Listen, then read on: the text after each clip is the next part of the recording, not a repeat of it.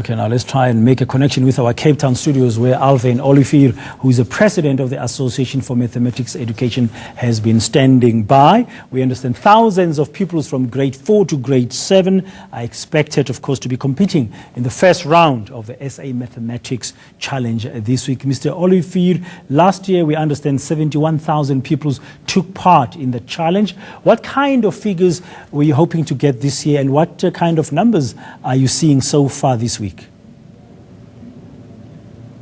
Yes, we think that we promoted the challenge much better this year, and I'm quite confident that more than 100,000 children will participate.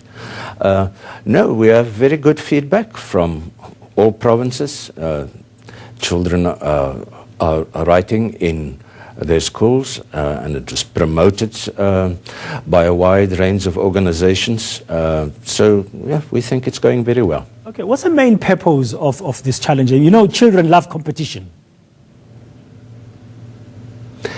It's not so much about competition, and that's why we changed the name from competition just to challenge. It's about participation. We want all children to participate and to enjoy it and to be exposed to a wider range of mathematical activities than just calculation. Okay, what kind of activities? I mean, are they these very difficult mathematical challenges that they face? No.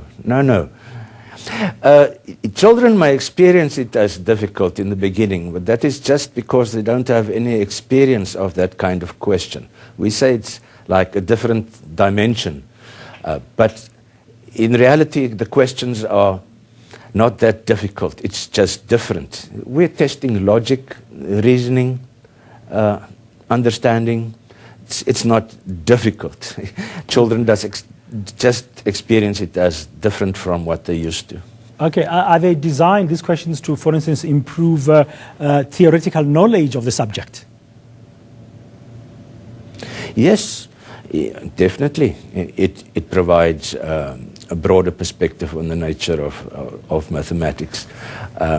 We hope that these kind of activities, the questions, will be used in the classroom as day-to-day activities and not just for a challenge once a year.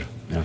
Okay, now what's your pass mark in this challenge? I mean, it's a challenge, yes, it's not a competition, but I'm sure there must be a pass mark for people to move from this week's, it says it's a first round. How do they progress to the next rounds? Yes.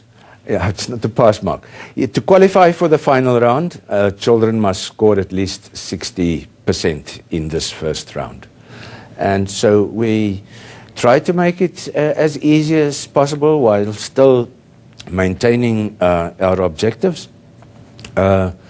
We would like to improve the pass rate. At the moment, it stands at about 12%. About 12% of pupils participating progress to the second round. We would like this to be at least 20%.